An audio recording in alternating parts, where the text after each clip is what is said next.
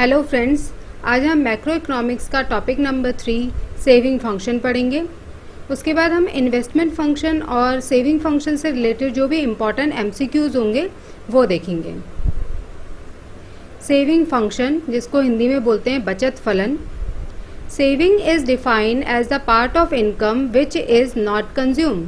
तो सेविंग जो है वो इनकम का वह पार्ट है जो कंज्यूम नहीं किया जाता है। जो consumption is a function of income, जो इनकम जो कंजम्पशन होता है वो भी इनकम का एक पार्ट है। तो जो इनकम का वह पार्ट जो कंज्यूम नहीं किया जाता है उसे हम क्या कहते हैं? सेविंग कहते हैं, बचत कहते हैं। Saving increase as income increases but less than the rise in income. तो हमारी जैसे जैसे इनकम इंक्रीज होती है वैसे वैसे हमारी सेविंग भी इंक्रीज होती है। बट जो हमारी इनकम में जितना इंक्रीमेंट होता है उतना ही सेम सेविंग में इंक्रीमेंट नहीं होता है। जो जितनी हमारी इनकम इंक्रीज होती है उससे लेस प्रोपोर्शन में सेविंग इंक्रीज होती है, क्योंकि जितनी हमारी इनकम इंक्रीज होती है वो सारा का सारा हम सेव नहीं कर लेते हैं, कुछ हम कंज्यूम भी करते हैं, है ना। तो इसीलिए जो हमारी इनकम में इंक्रीमेंट होती है वो हमारी सेविंग में इंक्रीमेंट से ज़्यादा होती है। मीन्स जो हमारी इनकम में इंक्रीमेंट होती है उससे कम प्रोपोर्शन में हमारी सेविंग इंक्रीज होती है। तो हम कह सकते हैं saving is a function of income. Thus y equal to C plus S. तो फिर हमारा जो इनकम है वो क्या है? कंजम्पशन प्लस सेविंग है। अगर हम सेविंग को निकालना चाहें तो हम क्या करेंगे? इनकम में से अगर हम कंजम्पशन को माइनस कर दें तो हमारा क्या आ जाएगा? सेविंग आ जाएगा। नेक्स्ट है कॉन्सेप्ट ऑफ सेविंग फंक्शन। तो हमने सेविंग फंक्शन के दो कॉन्सेप्ट लिए हैं, APS average propensity to save और MPS marginal propensity to save. Firstly हम देखते हैं कि एवरेज प्रोपेंसिटी टू सेव क्या होता है, जिसको हिंदी में बोलते हैं औसत बचत प्रवृत्ति। जो हमारी एपीएस होती है वो एस और वाई मतलब सेविंग और इनकम का रेशियो होती है। हम सेविंग और इनकम का रेशियो निकालें तो हम एपीएस फाइंड आउट कर लेंगे। APC average propensity to consume. APC क्या होती है? सी और वाई का रेशियो होती है, मतलब कंजम्पशन और इनकम के रेशियो को क्या बोलते हैं? हम एपीसी बोलते हैं। और जो हमारी एपीसी प्लस एपीएस, इसकी वैल्यू किसके बराबर होती है? 1 के बराबर होती है। जब हम एवरेज प्रोपेंसिटी टू कंज्यूम और एवरेज प्रोपेंसिटी टू सेव को ऐड करते हैं, जोड़ते हैं, तो हमारे पास क्या आएगा? 1 आएगा। इन दोनों की वैल्यू 1 के बराबर है।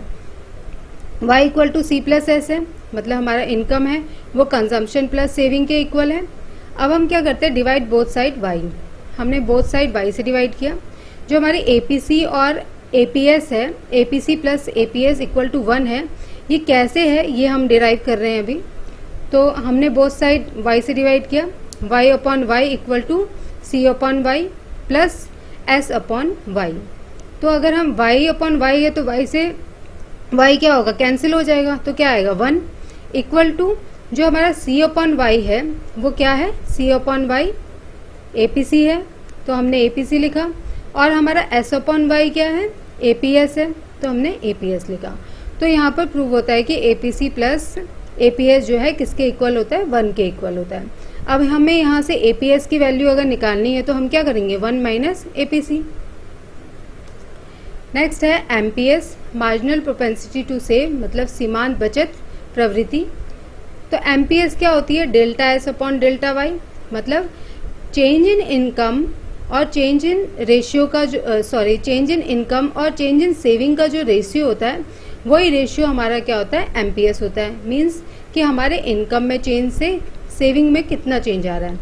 और हम ये भी बोल सकते हैं कि अगर हमारी इनकम इंक्रीज होती है तो हमारी सेविंग कितनी इंक्रीज होती है, इन दोनों का रेशियो क्या होता है? एमपीएस होता है। MPC marginal propensity to consume. तो एमपीसी क्या होती है? Delta C upon delta Y होती है। इसके बारे में हमने कंजम्पशन फंक्शन में एपीसी और एमपीसी के बारे में हमने पहले ही पढ़ लिया है। तो हमारी एमपीसी प्लस एमपीएस, तो उन दोनों का एडिशन कितना होता है? 1 होता है।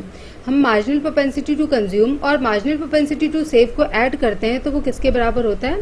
1 के बराबर होता है। तो अब हम देखते हैं कि 1 के बराबर कैसे होता है। तो हमारा y equal to C plus S होता है, लेकिन हम एमपीसी और एमपीएस ले रहे हैं इसलिए हम क्या करेंगे? Delta Y equal to delta C plus delta S.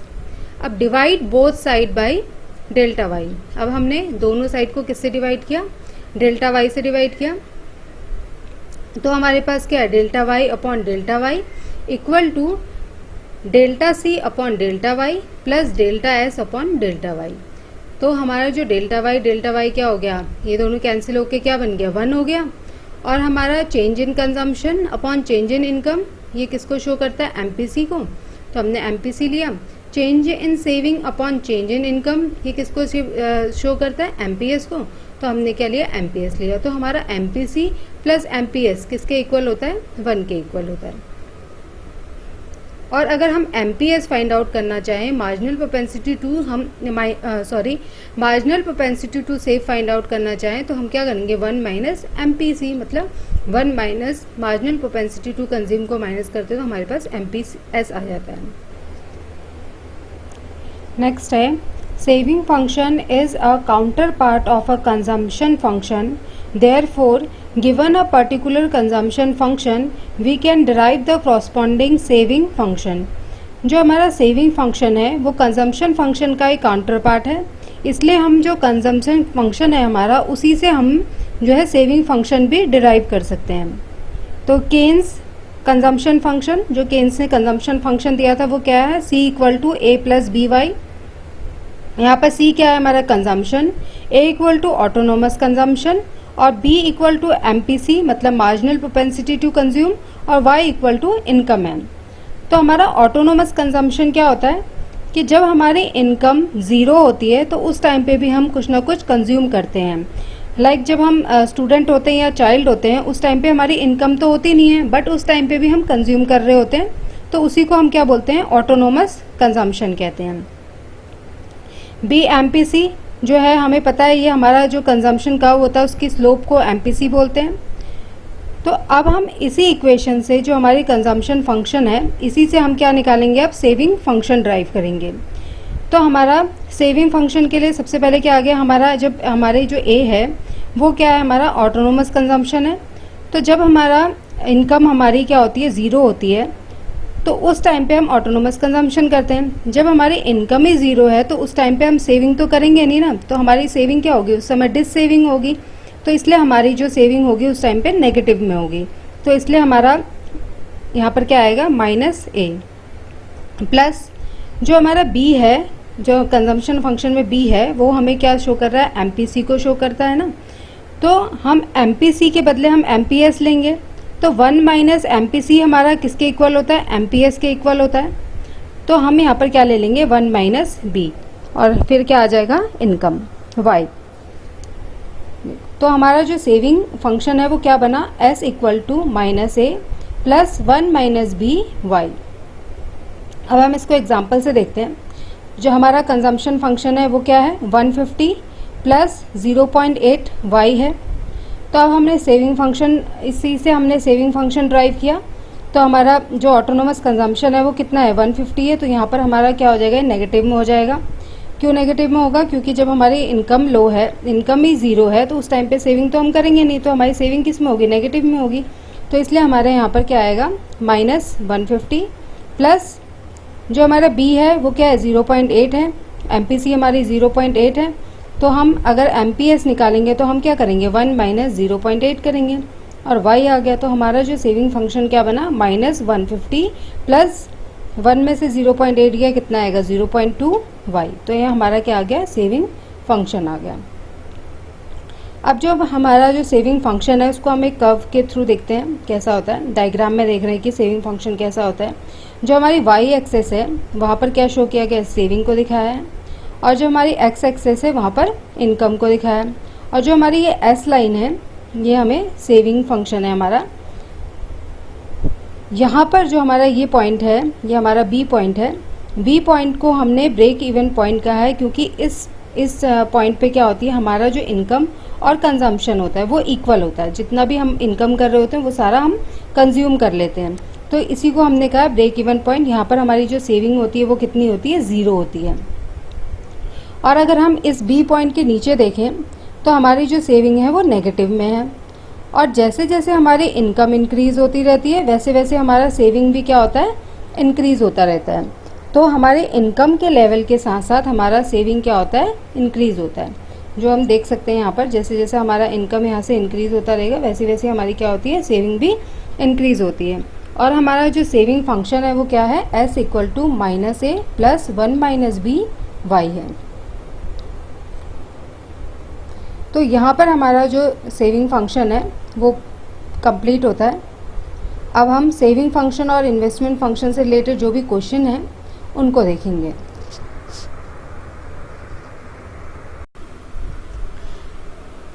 First question है हमारा, इन्वेस्टमेंट मेनली डिपेंड अपॉन, जो हमारा इन्वेस्टमेंट है, जो हमारा निवेश है वो किस पे डिपेंड करता है, पास्ट लेवल ऑफ इनकम, जो हमारी प्रीवियस इनकम है उस पर, फ्यूचर एक्सपेक्टेड प्रॉफिट, कि फ्यूचर में हमें कितना प्रॉफिट होने की एक्सपेक्टेशन है, कितना संभावना है कि हमें लाभ होगा, उस पर डिपेंड करता है, प्रेजेंट इनकम लेवल, प्रेजेंट में जो हमारी इनकम है उस पर डिपेंड करता है, या हिस्टोरिक डाटा पे।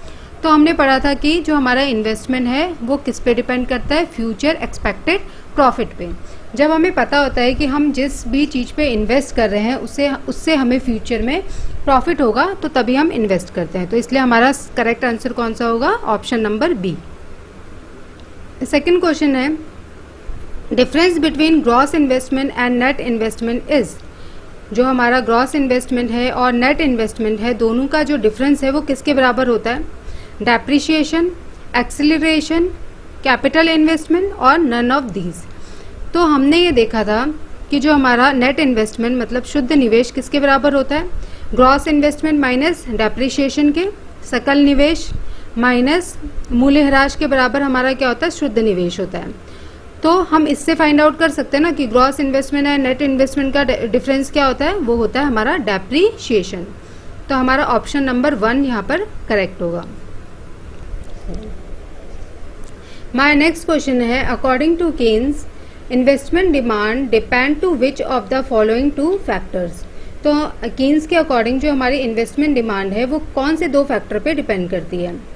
फर्स्ट है रेट ऑफ इंटरेस्ट, सेकेंड है बी है income of a consumer, marginal efficiency of capital और मार्जिनल प्रोपेंसिटी टू कंज्यूम। तो हमने जो हमारी इन्वेस्टमेंट फंक्शन थ्योरी है उसमें हमने देखा था कि केन्स के अकॉर्डिंग जो हमारा इन्वेस्टमेंट है वो उसके 2 डिटर्मिनेंट्स हैं, वो कौन कौन से थे, रेट ऑफ इंटरेस्ट और MEC means marginal efficiency of capital. तो हमारा करेक्ट आंसर होगा A एंड C। तो A एंड C मतलब थर्ड ऑप्शन हमारा करेक्ट होगा।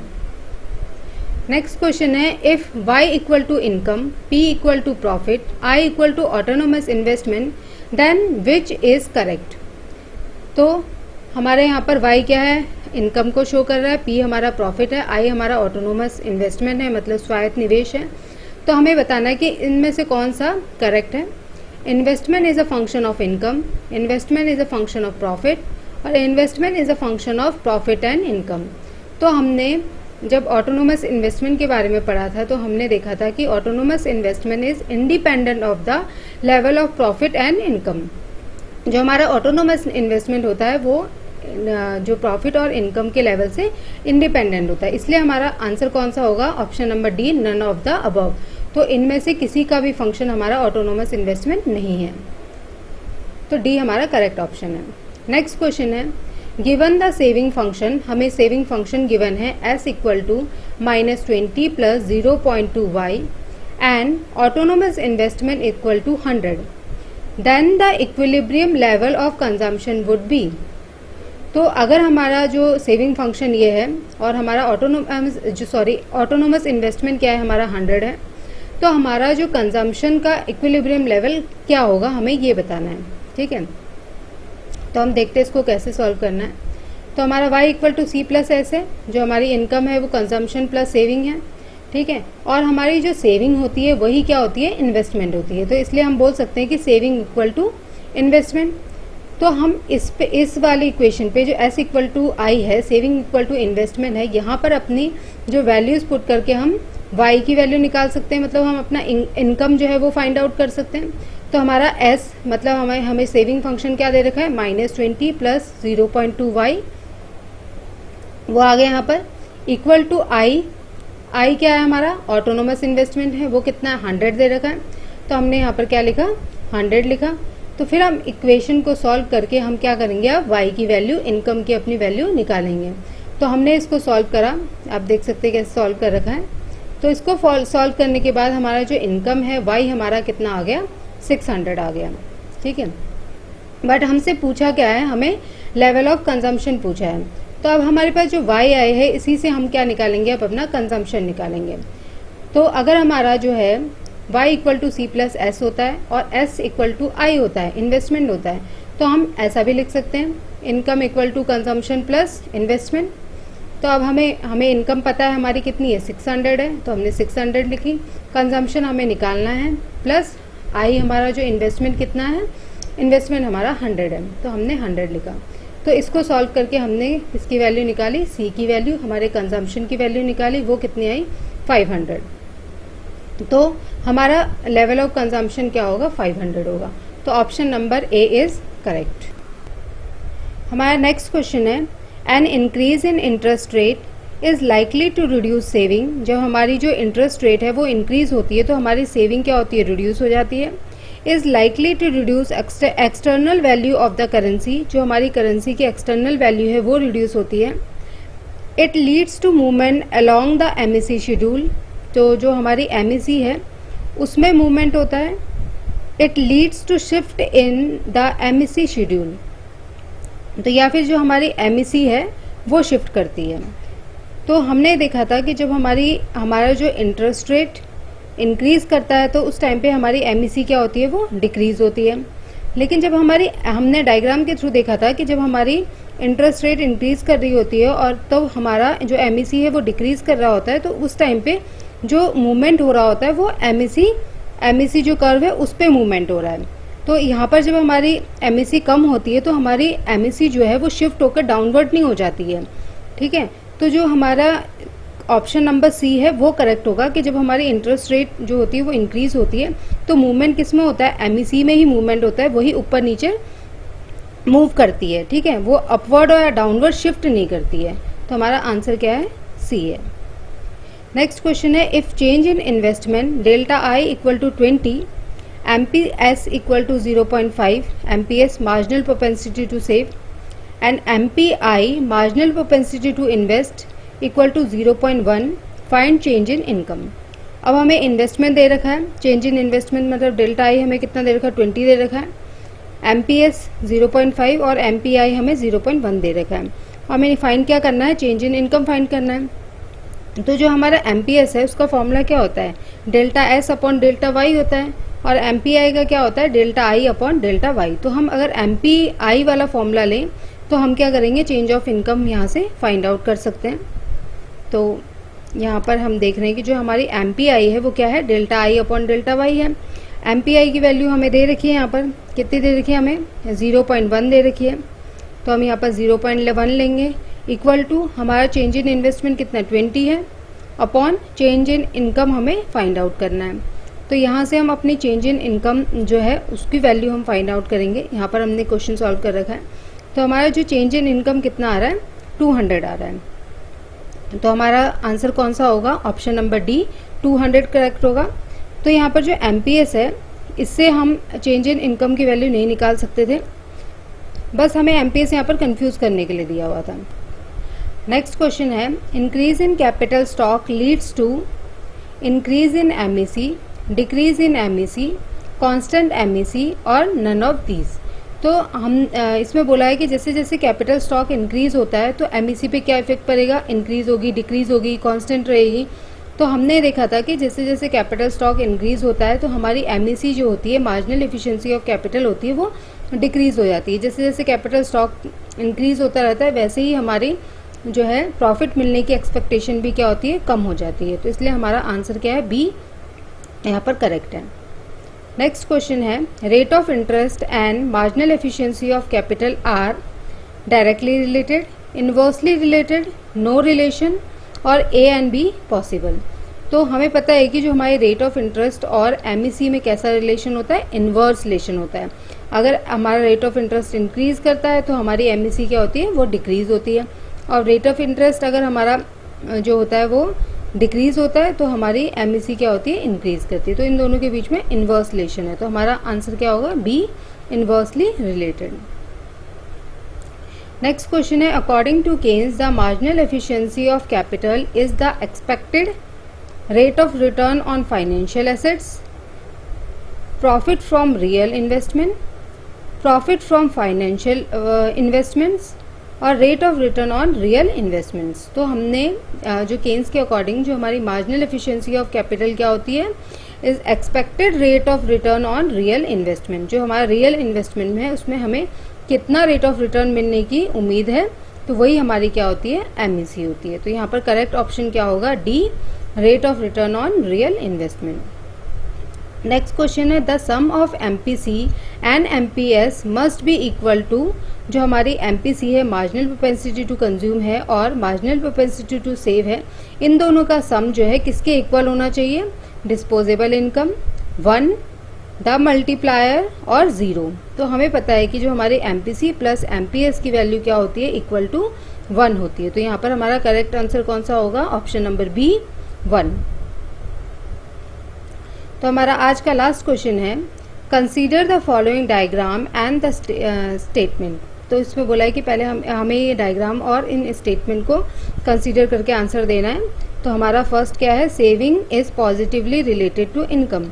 जो सेविंग है वो इनकम से पॉजिटिवली रिलेटेड होती है। तो हाँ, ये करेक्ट है, क्योंकि जैसे जैसे हमारी इनकम इंक्रीज होती है वैसे वैसे हमारी क्या होती है, सेविंग भी इंक्रीज होती है। दोनों में पॉजिटिव रिलेशन होता है। नेक्स्ट है, MPS is positive but less then 1। जो हमारी MPS होती है वो हमेशा पॉजिटिव रहती है और उसकी वैल्यू क्या होती है, लेस देन 1 होती है। तो ये भी करेक्ट है। तो हमारा आंसर क्या होगा, बोथ 1 and 2, या नाइदर 1 and 2, ओनली 1 या ओनली 2। तो हमने अभी देखा कि हमारे दोनों ऑप्शन करेक्ट हो रहे हैं, इसलिए हमारा आंसर क्या होगा, ए, बोथ 1 and 2। तो हमारे यहाँ पर आज ये क्वेश्चन कंप्लीट होते हैं। तो मिलते हैं नेक्स्ट वीडियो में। Bye bye.